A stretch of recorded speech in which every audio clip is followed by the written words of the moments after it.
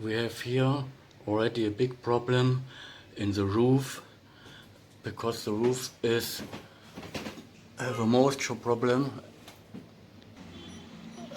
The roof is already wet. Why? Because here is a pipe from the dishwater, and this water pipe is leaky here, already in the floor, dropping in the floor. Everywhere here in this area is leaky, and from here is going to the wall and climbing up the wall.